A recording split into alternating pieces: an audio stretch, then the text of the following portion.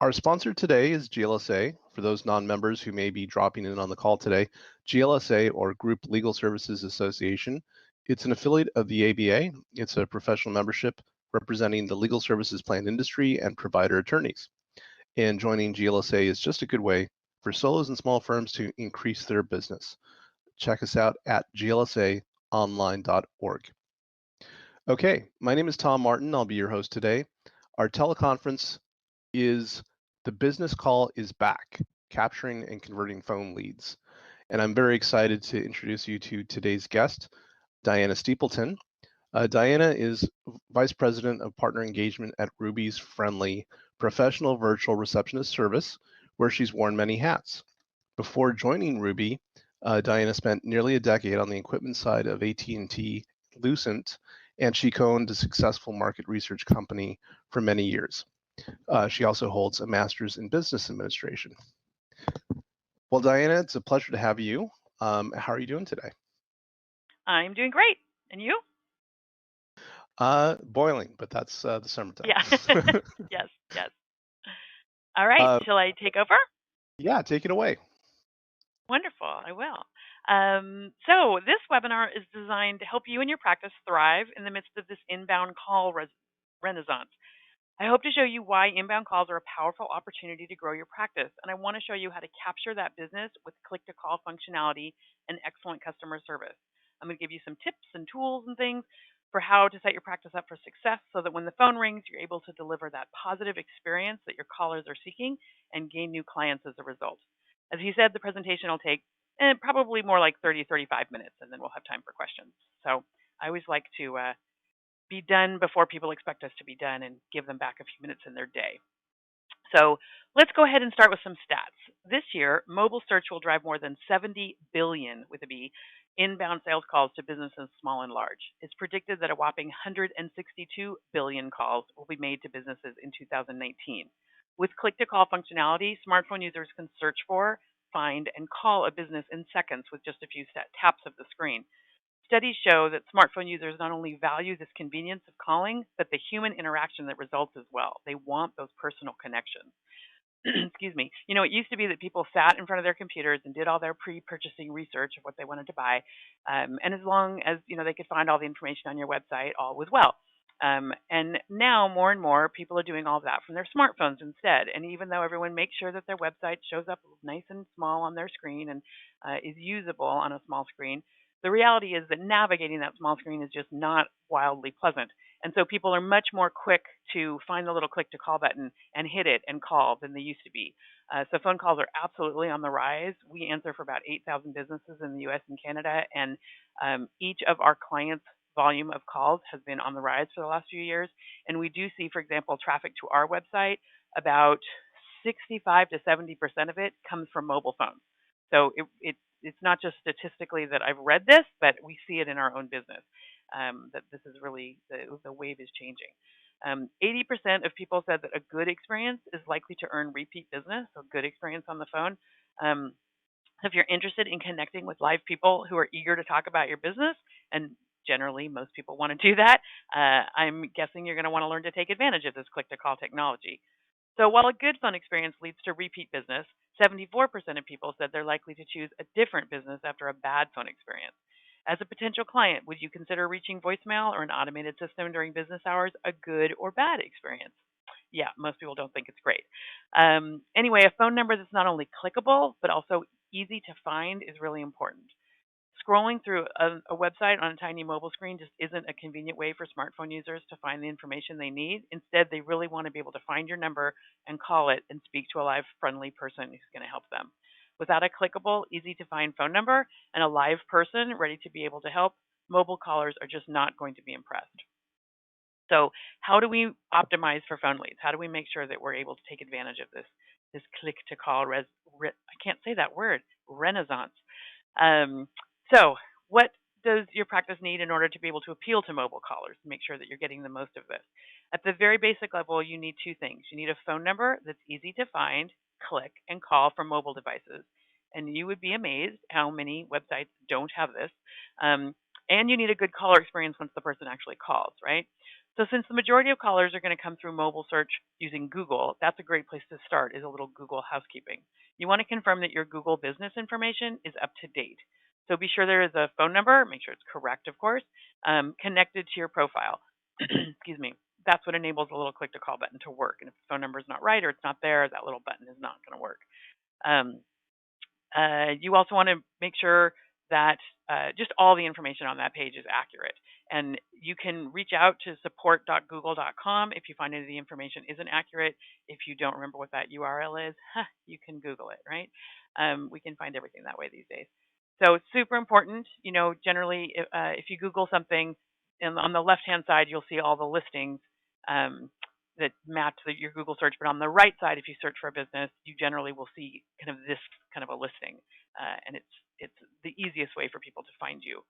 So as we discussed earlier, your website is also an important spot for this clickable phone number. For the mobile users who do have the time to peruse your website, you want to keep that option of clicking and calling very convenient. So the homepage is obviously an important place. Most people do think to put it at the top of their homepage or in the in the footer of their homepage.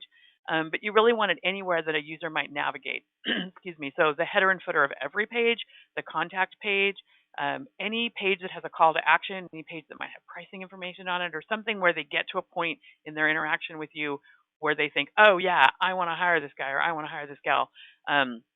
You want them to be able to call you, or even if it's just maybe you describe how your firm operates, and you feel like you're going to win them over at some point in this quote conversation of them reading the page, then you want them to be able to have this ability to say, yes, I like them, I want to reach out. And click to call is definitely the way you want to do it. So how do you make sure that the phone number is clickable from a mobile phone? There's a line of code on the bottom left of the screen, and you'll be getting copies of these slides. So if you're just on the phone and you can't see the slide right now, don't worry. But the the code that you need to make the number clickable is at the bottom left of the screen. That code includes our phone number, our 866-611-7829. So obviously not exactly that code, but that line of code with your phone number replacing ours is what you're going to want. Excuse me. So, using custom phone numbers is also a great way to drive inbound traffic and to track where it's coming from. So, you might tie custom numbers to specific marketing campaigns that you're doing so that you would know which marketing campaigns are generating which leads. If you have a local office number in addition to a toll free number, or if you have multiple offices, sometimes people will use a different number because they want to look local in a nearby community. They want people to look at that phone number and go, oh, yeah, they're here in our town, even though you may not be, that you might want to publish custom numbers for any number of different reasons. Um, and if you're making an effort to reach out to Spanish-speaking population, for example, you might want to have a custom number that specifically advertises that that number will be answered in Spanish, if you are able to do that, obviously. So with a service like Ruby, for instance, you can select a local number and forward we would give you a local number and you could forward as many of these different lines that you'd like to it, and we could help you track where your numbers are coming from. There's lots of different ways to do that. There's lots of marketing organizations that will give you different marketing lines and help track it. There's a number of different ways, but it's a really good way to understand if you're spending your marketing dollars in wise ways, and which of your methods are working the best.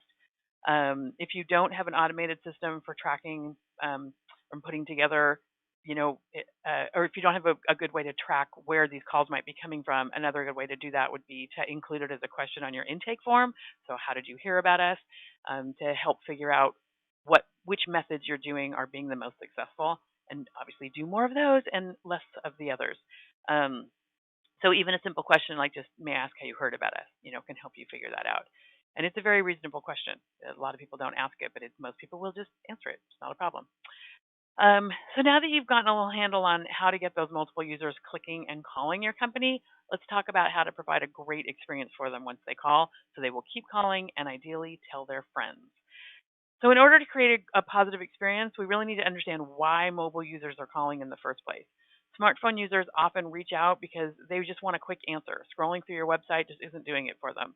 They may have basic questions about your practice, your areas of expertise, your hours of operation, your pricing, if you offer free consultations, any of those kinds of things. Stuff that is probably available on your website, but they may not go digging for it. And when a smartphone user needs to express a concern, they're much more likely to call because they want to have a live voice at the other end to convey that concern to. They also call when they want expert advice or guidance. Obviously, in your line of work, that's a big reason why people are calling. And all of these things, these various reasons that people are calling, they all lead from a common cause, which is this desire to connect with a real live person. So they all need a real person to answer the phone. If somebody calls and gets your voicemail, they don't know if you've gone to lunch for an hour or you've gone to the Bahamas for a week, or in our case now, somewhere cold for a week. I'd rather go somewhere cold. Um, so, they're much more likely at that point they get your voicemail to just hang up and call one of your competitors. Whereas if they get a real live person who can, even if you're not available, if they get a real live person who can say, "Oh, she's in court until 3," that gives them the peace of mind that they can give you some intake information and they can wait for that call back. But they know someone's there and friendly and helpful. Ultimately, callers want to have a conversation. They don't want to reach voicemail or an automated system, no matter how cute and clever it might be. 72% of callers who said that if they reached an automated answering system would hang up without leaving a message. And again, many of those would then call your competitor. They are calling because they want to talk to someone who can help them. And that requires not only a live person, but one who is skilled in customer service. To win business from smartphone callers, you need a friendly voice on your end of the line during business hours to welcome them and help them. By the way, in case you're curious, all these pictures are really people who work at Ruby. That live friendly voice on your end of the line, it could be you. So assuming you're not with a client or in court or in a meeting of some sort, you can answer the phone. That it is some people think it's ideal when you're available to answer your own phone. Some people think it's a horrible idea to answer your own phone. There's just totally different camps on that. But the reality is you aren't necessarily always available to answer your own phone. So having someone to be able to back you up is quite an important item. A virtual receptionist is another option as well. It's a low-cost way to ensure your callers can get a great experience, even when you're in those meetings or doing whatever you need to be doing. If you have a team of people, employee routing is also an option. So anyone on your team could pick up the phone. You just want to make sure that those people are trained in providing a great experience, which we'll go through a few little items on that, uh, and um, and that they know how to help people. So you just don't want people to reach a dead end if you're not available. Or you could have a dedicated in-house receptionist. If you have budget for that, it's a great option. Oftentimes people end up hiring a virtual receptionist even when they do have a full-time receptionist because we answer the phone 16 hours a day. Most receptionists don't want to work that many hours in a single day, and they have other things they need to do. So often people say, I'll have my receptionist answer the phone or I'll have my paralegal answer the phone. If that person is going to be available during all of your business hours to answer the phone and never needs to go to lunch or on break or, complete a project that really needs their focus, great. But that's probably not real life. So you're going to want to have a backup plan, whether that's a virtual receptionist or just someone else in your office who can answer. It's just super important that regardless of when people call, excuse me, they get somebody who can help them. Hey, So Diana. yeah, Hey, it's Tom. yeah, I have, yeah, I have, I have a question for you about that. I mean, is yeah. another difference too between a virtual receptionist and a full-time one is that, I mean, if you have a full-time receptionist, you're paying Mhm. for full-time, whereas with a virtual receptionist, you're only paying for the calls that actually come in, right? Right. Yes, there's generally a minimum. There's generally a base fee that you pay to have the service available all the time, and Mhm. then that usually includes a typical number of receptionist minutes or calls that they handle for you, and then anything within that base is just covered. And if you end up getting a whole bunch more calls, then yes, you just pay for the extra calls or the extra minutes. You don't pay for the hours that they are sitting there available for you. Wow, that's much more cost effective. Oh yeah, and the other thing that we really find a lot, and this is true in small firms and large, is that you are experts in the law. You are not necessarily experts in how to run a business, how to motivate employees, how to how to Hmm. keep your employees happy, and particularly receptionists are a very it's a different career than law, obviously. Hmm. And what makes often a receptionist in a law firm feels very much like the ugly stepchild. They're the only person who does what they do, and they don't feel they have, they don't feel like they have a peer group. They don't feel necessarily fully appreciated. Where all of our receptionists, this is their profession. We have 3 offices in the Portland area. We have about 350 receptionists at this point. They're all full time in the office receptionists, and that's their profession, and they are Right. surrounded by other people who do what they do. So they're all very supported and very, happy about it. They don't feel like the ugly stepchild, if you will. Well, sorry about jumping in there. Just was curious about that. Oh no, it's great. It's great. Thanks. Interrupt all you like. I appreciate it actually. So let's see. So regardless of who answers, you want to start each call with an inviting introduction. This is something that's funny. We talk to, you often will call law firm and the person will answer and say law office, and you just have that feeling that I had when I was 16 years old, and I would walk in to ask my dad if I could borrow the car, and I'd say, "Hey, Dad," and he'd say, "What?" And I'd say, "Never mind, I'll ask later." But that it's not a welcoming kind of, "Hey, yeah, what do you want? I'd love to help you." So providing that warm, welcoming greeting makes a huge difference. By the way, my dad's a really nice guy, so that was not a indictment on my father. But anyway, so this idea of this gruff kind of hello, it just doesn't cut it, or law office.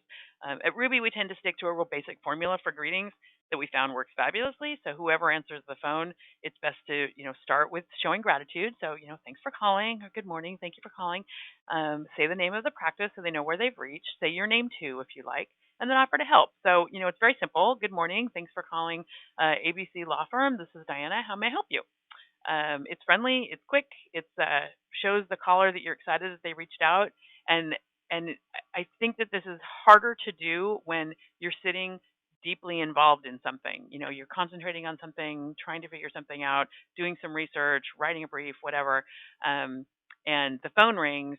I think it's valuable to take 1 or 2 seconds and just take a deep breath and say, okay, this could be my next big client. This could be my new best friend. This could be, some wonderfully important call that I'm going to be really happy that I answered in a very warm way, and take that deep breath and then answer the phone as if, oh gosh, I've been waiting all day for this call, so happy you called.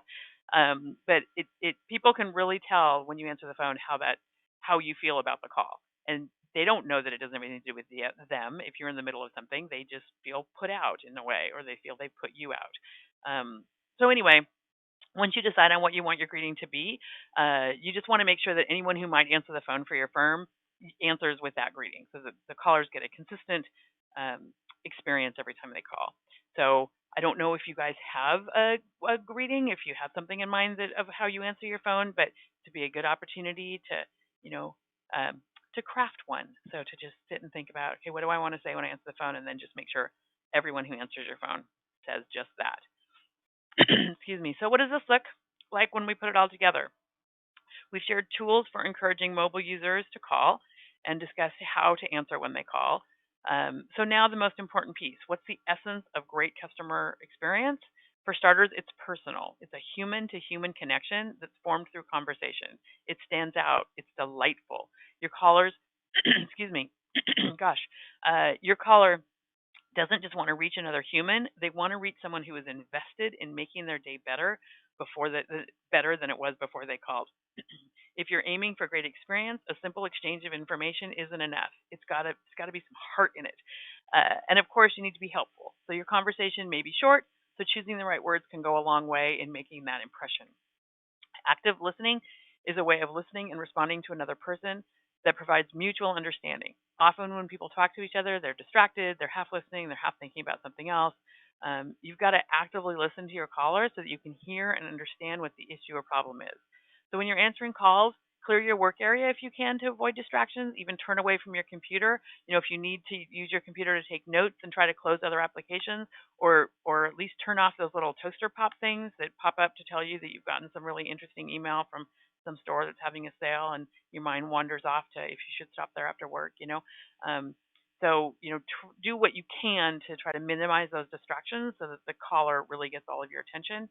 Um, and then you want to try to kind of repeat in your own words. This is just basic active listening philosophy, of confirming what the caller has said. So, I hear you saying this, or to summarize, I hear this.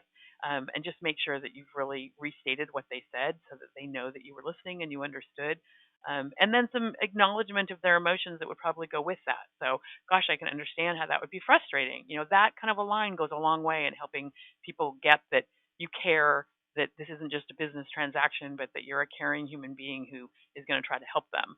Um, so you can really do what you can to help them understand that you're there for them and to make sure that you understand what help they need. And listening, this active listening, is really a great way to get there. So you don't have to have all the answers yourself in order to create a great experience, but you will want to have some key phrases handy. So if somebody asks you a question and you don't know, try not to say I don't know or I'm not sure, because that just kind of is a dead end for this caller experience, right? Instead, respond with something like, "Great question. I'll be happy to look into that for you," or "Let me find out for you." Just keep the focus on what you can do and help your caller to feel heard and cared for. Another great way to provide great experience is to be mindful of your caller's tone and pace.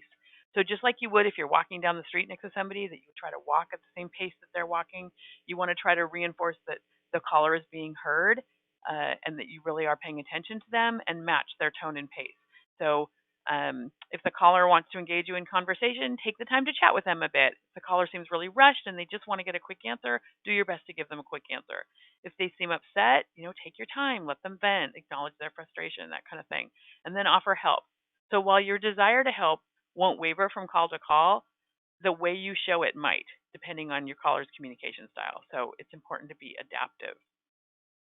There we Hey go. Diana, I was Yeah. just going to say that that's really insightful because I think, and I don't want to overgeneralize, but um, I know that for my law office, when people are engaged, like sometimes it tends to be like let's talk at my pace. I Right. have questions that I want, Right. I have questions that I want to ask you, and you're gonna like defer to how I'm approaching this conversation, and um, Mhm. and so that's really interesting, like to basically try to match the tone and pace of your caller of your client Mhm. really would really help to connect and be more effective, really. Yeah, and it makes them feel like you're more like them, so they will like you more. They will feel more Mm. comfortable with you. Um, and this is obviously true for clients. It's really true for anybody, and if you keep this in mind and you think like when you call somewhere and ask for some help, you call Home Depot and ask if they have the widget that you need. Um, if you'll start to notice that people who can respond to you in the same kind of way, like, "Hey, I just have a really quick question." They go, "Great, let me give you a really quick answer," and you get it. You're like, "Oh, loved that transaction," and other Right. times where you want to ramble a bit more, and they are willing to ramble with you a bit, it's like, "Oh, okay, this is good. Like, I can connect with them." It really makes a difference in feeling like, these Yeah, are my people. This is my tribe. I feel they comfortable get here. me. They get me. Yeah, exactly. They get me. Yeah. Exactly. Well, So, yeah, so a great phone experience starts with that first conversation, but it does not stop there. Before ending the call, be sure to collect any contact information and take down any notes that you need. You want to have a good record of what happens, obviously, um, and be ready to reach out to the client the next time. So, what are the next steps? So, be sure to let the caller know what you're going to do. Now that we've had this conversation, here's what I'm going to do, and here's when I'm going to get back to you. And then make sure to do that. So, sometimes you say, by the end of the week, I'll get XYZ information together and I will give you a call. And sometimes you're not able to get that information together. It is wildly valuable to call them by the end of the week anyway and say, "Hey, wasn't able to get that information together. Didn't forget that I told you I would, but I wasn't able to. So, how about by Wednesday of next week I get back to you again?" But if you don't reach out to them, they think you've forgotten about them and they start to get distressed and worried. So those types of just the kind of thing your mother would tell you when you're young. Like, you make a commitment, you should follow through, even if it seems relatively minor. And they would know that if I had the information, I'd call them. Why should I call them and tell them I don't have it? Well, actually, you should. It would go a long way in helping them, helping build trust. That they trust that you're going to do what you say you're going to do, which it gets extrapolated, from the small to the large. So if you don't do the little tiny things you say you're going to do, people can worry that you're not going to do the really important things that you say you're going to do. Um, It's also, sending a friendly message or an email after a call can be a really nice touch. It's a great opportunity to share some information or merely to say, thanks for reaching out or thanks for coming to the meeting or whatever. It's another way to just bond with that person. You want your caller to have a great experience every time they call, so train anyone who's answering the call to provide a consistent, reliable service. And again, if you use these different phone numbers that we talked about earlier for different marketing campaigns, you can use the data associated with those numbers to determine which are the most successful. And we did kind of talk about this before. This will help you guide future marketing efforts and ensure that your money is spent most effectively. You can also track when you receive the calls, if there are certain times of day that you receive the calls, or certain days of the week. So maybe you seem to get most of your calls on Monday afternoon. Well, then maybe don't schedule meetings on Monday afternoon, so that you are available to answer the phone and provide that experience for your callers. Um, if you rarely get calls on Fridays, then try to book all your meetings on Fridays, and know that you won't be missing so much. But just to kind of keep that in mind, that you can track that information and use it to your advantage. So, again, this is really intended to be a recipe for you to be able to handle this yourself, but it's also not always possible to handle it yourself and give everybody the great experience that you're hoping to give them. So if you need a little help, there's a company like ours around the corner that would love to help. So Ruby is a live virtual receptionist service dedicated to creating meaningful personal connections with your callers. We've been around for 15 years and a couple months. And we're the front line for more than 8,000 small businesses in the U.S. and Canada. Our real human service, enabled by leading edge technology, has built Ruby into a platform that small businesses, and particularly small law firms, really just rely on greatly. As I said, we answer for about 8,000 businesses, and about 42% of them are law firms. So we have a lot of experience collecting intake and handling potential new client calls and that type of thing. So, oops, next slide. There we go. As we discussed in this webinar, a positive impression is the first step in building a relationship with your clients. It showcases your commitment to service, creates trust, and sets the tone for the entire client relationship. And call handling, it's just having call handling that is tailored to your practice lets you rest easy knowing that all of your callers are going to get a wonderful experience. So with Ruby and a cell phone, you have all the freedom you need to define your ideal working environment, robust call data at your fingertips to help you figure out which marketing campaigns are working well, the ability to have all your messages and calls stored in an app so that you can easily return them or check back, refer back to them at any point as well. And yeah, there's other pieces of Ruby as well. I don't want to turn this too much into a commercial for Ruby, but if you would like more information about Ruby, there'll be a number at the end. One thing I do want to say is that we do integrate with Clio and Rocket Matter and Lexicata, so our messages feed straight into those softwares that can kind of streamline your operation a bit and make it easier for you. So delivering exceptional experiences just shouldn't come at the expense of growing other aspects of your practice. And as Tom mentioned earlier, it's a whole lot more cost effective to have a virtual receptionist company handling your calls and providing that outstanding experience than it is to hire a full-time person, unless you have significant need for a full-time receptionist otherwise. You have a lot of walk-in traffic. You have a lot of stuff that you need someone doing in the office, and obviously that is a better choice. Hey, Diana. Yeah. So I got a question from one of our listeners, Ben Farrow, Mm-hmm. and he's asking, do you have any tips for how to deliver bad news? So for example, if you have Mm, somebody on the phone where, you got to deliver the message, sorry, the statute of limitations is run, or, something yeah, like yeah, that. Like, how yeah. would I you mean, recommend handling it? there a couple little tips. I don't have any brilliant, like, cure all the world's ills kinds of tips, um, but I think for us particularly, we always follow the philosophy that should be a phone call. So I'm guessing you probably know this already, but not to email people bad news, so that they have an opportunity to ask questions and to hear the caring tone of your voice, so that it's not just, you know, bad news not wrapped in anything pleasant. So definitely to call them and let them know this.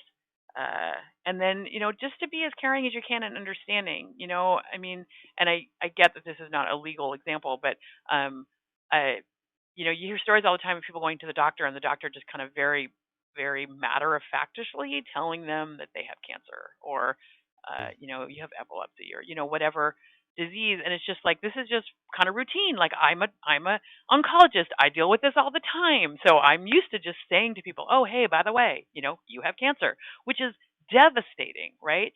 Mhm. And to just try to keep that in mind, that this is not something that that person has ever dealt with before, hopefully. So if the statute of Yeah. limitation has run out and they are hanging their hopes on, being able to bring this case against someone, and now they're suddenly not, that, you might have told 1,000 people that a statute of limitation has run out, but this might be the first time they've ever heard that, and it may be Yeah. overwhelming to them. So just to try to keep that in the front of your mind of like, wow, this is going to be overwhelming, and I have bad news, and I'm really, really sorry to deliver it. And then, kind of pause and let them ask their questions. And if they don't, if they just pause for a long time because they're stunned, to say, gosh, are there any questions I can answer for you? Or, is there anything I can do to help at this point? To just be aware that, this might be the 20th time you've said this to someone this year, but probably the first time they've ever heard it. Hmm. One other question that Ben had, which Yeah. is that a lot of what we've heard so far is about first contact. So you have that Hmm. potential new client calling in, but Hmm. this also works well for existing clients, Yes, right? So like if they were for calling in for sure. a case update or something.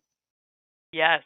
Yeah, and to understand that you want every experience that they have with you to be like that, to be wonderful, to be they reached a live person, they were able to either get their information right then or understand when they were going to get their information. Expectation setting is enormous. The difference between leaving a message on someone's voicemail when you don't have the vaguest idea when they're going to be back, and having someone say, even if, worst case, even if you could just change your voicemail, your outgoing greeting on your voicemail each morning. A million years Mhm. ago when I worked for AT&T, every morning I would come in and record my little voicemail greeting and say, "I'm going to be in a meeting from 12 to 3 and I'm available the rest of the day." So if someone did get my voicemail, if it was from 12 to 3, they knew they'd have to wait. And if they got me at 4 o'clock, and got my voicemail at 4 o'clock, they'd know I'd probably call them back really quickly. But to be able to let someone have a sense of what to expect is so comforting for people. And it lets them not panic, um, and not stress about, why am I not hearing back from this person? Mhm. But yeah, I think it's as important on every subsequent call as it is on the very first one. I think the first one is in a little bit of a different category, only because if you don't answer that call, you're likely never to hear from that person again. Right. It's likely that they will just Google and find a different attorney and call them instead. It's not like there's a shortage, right? So And, and if I was out and about, your receptionist could try to reach out to me, like where I am. yeah, Okay. absolutely. So it's just like, yeah. So in fact, in that case, it's kind of better than an in-house receptionist, because often the in-house receptionist can't transfer a call outside of the office. But yeah, if a call comes in for you, we would call you on your cell phone and say, "Hey, Tom, I have so and so on the line. Would you like the call?" And you could say yes, and we transfer the person through right then. Or you could say, "I'm in a really noisy restaurant. Give me 5 minutes to step outside. Tell that person I'll call him back in 5 minutes." You know, or any number of things. See if Mike can answer that call instead. Try him because I think he's available. But yeah, transferring the call through live is awesome. And we have our customers keep us posted as to their whereabouts. So if they are going into a meeting or going into court, they can say, "Hey, I can't take calls for the next 3 hours." But it might be, I'm going to go watch my son's baseball game. I would prefer not to take calls for the next 3 hours. But if something Right. sounds really important, or the court's call or something like that, put that through by all means. And so then we can kind of screen them out for you at that point of saying, this sounded like, this didn't sound super important. We're going to take a message. This did sound urgent. I'm going to put this through to your cell phone. Cool. Thanks, And even Diana. at that point, we could call you on your cell phone and you could say, "That isn't as urgent as you thought it was. Take a message." you know? Right. So you don't have to accept the call just because you answered. In fact, sometimes the receptionist will call me with a call. They'll say, "I have so and so on the line," and I'll go, because I'm trying to decide, like, am I really in a good place to take that call right now? And my little makes the receptionist say, "We'd be delighted to take a message if you'd rather." I say, "That's great," because I'm driving and I know I'm going to have to take notes, and that's a bad idea. Right. So, yeah. So Let's see. So we have a variety of plans, and obviously they're all less expensive than hiring an in-house person. And our virtual receptionists, as I said earlier, they work 16 hours a day during the week and 12 hours a day on the weekends. Obviously, no individual employee works that many hours. We have a number of shifts, and we cover 16 hours a day during the week, 12 hours a day during the weekend. Our receptionists, from the receptionist point of view, they're never sick or later on vacation, and they never tire of impressing your callers.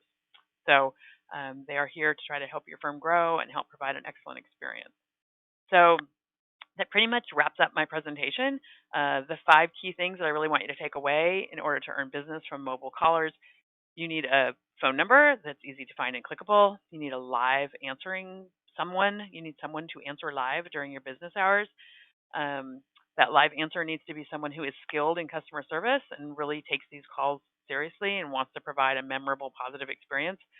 Um, your phone experience needs to be consistent so that every time a caller calls or a potential new client calls, they get this great experience.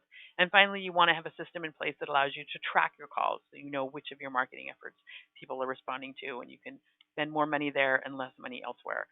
And don't forget that Ruby's here to help. So if you need that, we would be delighted to help. We do have a special offer for listening to this webinar, and you are welcome to share it with your friends. They didn't actually have to listen to the webinar, but they had to have some connection with it. So if you are interested in Ruby and get started by the end of this month, if you use the GLSA promo code, you will save $100 off your first full month. So did you have any other questions from people, Tom? No, that's all I had. But I Okay. think that's a fantastic offer, and I really love learning more about the virtual receptionist services that Ruby has and how it works, and especially how to create a great customer experience, because that's something Yeah, that, and that doesn't require yeah. Ruby. That is, people can do that themselves, and it's really just a focus on being conscious of it and being aware of the experience that you're providing for people. And if you want to provide a great one, you generally can by yourself even. Well, thank you so much for sharing your time and thoughts on this. I was wondering, how can people keep in touch with you? There you go. One more slide. So our email address here is hello@callruby.com. And we have a special number for the GLSA, 844-234-8519. Again, Oh, in case you're not perfect. on the phone. So just like you recommended earlier, having a number so you could track it, this one's for GLSA. Exactly. Yeah. So if someone calls and calls that number, we will know that we should give you that $100 off. So, yeah. Perfect. Yep. Well, thank you, Diana, for being my guest today, and thank you all Yeah. for attending our teleconference. The business call is back, capturing and converting phone leads with Diana Stepleton. And I guess, was there any last thoughts you had, Diana? No, I don't know if anybody on the line has any, but nope, I'm good. Okay, cool. Again, this is Tom Martin. I want to again thank GLSA for sponsoring. Remember, GLSA is just a good way for solos and small firms to increase their business. Check us out at glsaonline.org and check out Ruby Receptionist. See you next month. Thanks, Tom. Bye.